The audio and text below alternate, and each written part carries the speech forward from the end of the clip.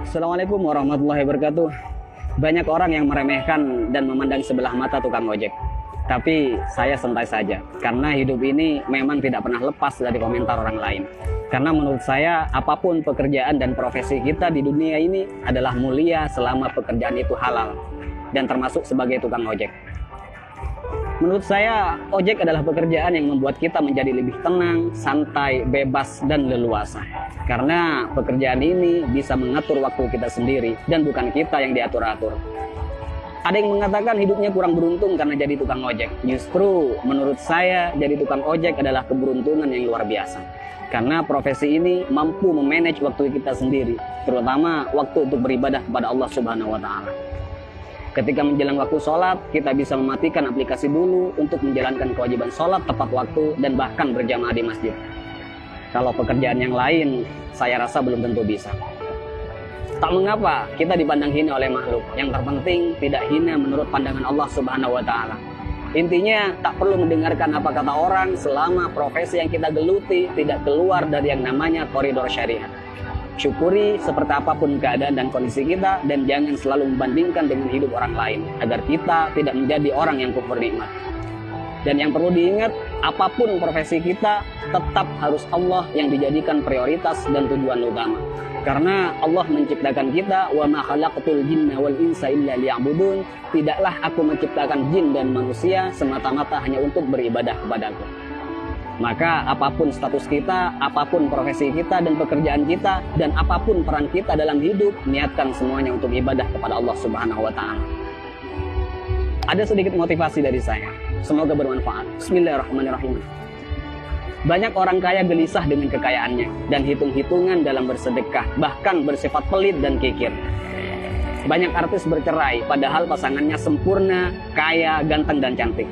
Banyak pejabat korupsi, padahal puluhan juta gaji dari jabatannya.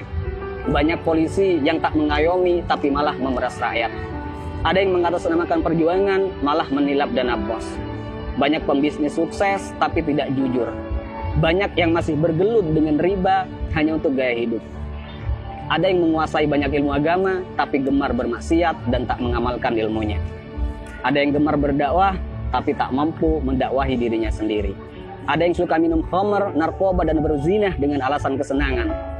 Ada yang sudah berkeluarga dan bahkan punya anak merasa kurang tentram, seolah jauh dari kata sakinah, mawaddah, warahmah. Ada atasan yang suka menyunat uang bawahannya. Ada seorang guru atau karyawan yang suka korupsi dan bahkan korupsi waktu. Ada yang punya proyek dan tidak jujur dengan proyeknya. Banyak dokter, perawat, dan bidan yang tidak lemah lembut, tidak jujur, dan bahkan terkadang tidak memanusiakan pasiennya. Ada yang sibuk mencari dunia sampai lupa pada Tuhannya dan lalai dalam sholatnya.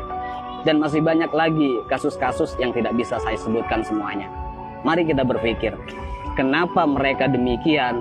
Karena dalam hidupnya bukan Allah yang mereka jadikan prioritas dan tujuan utama. Karena jika Allah yang mereka jadikan prioritas dan tujuan utama dalam hidupnya, maka sangat mustahil mereka berbuat demikian. Wa may yuhajir fi sabilillah yajid fil ardi muraghaman katsiran wa sa'a. Ayo kita berhijrah. Karena ketika kita berhijrah dan lalu Allah kita jadikan prioritas dan tujuan utama dalam hidup, maka Allah akan meluaskan rezeki dan kelapangan hati untuk kita. Dan ketika hati kita sudah lapang dan luas, maka sebanyak apapun persoalan yang kita hadapi dan sebesar apapun masalah yang menimpa kita, kita akan tetap tenang menyikapinya. Karena hati kita lebih lapang dan lebih luas dari masalah yang kita hadapi.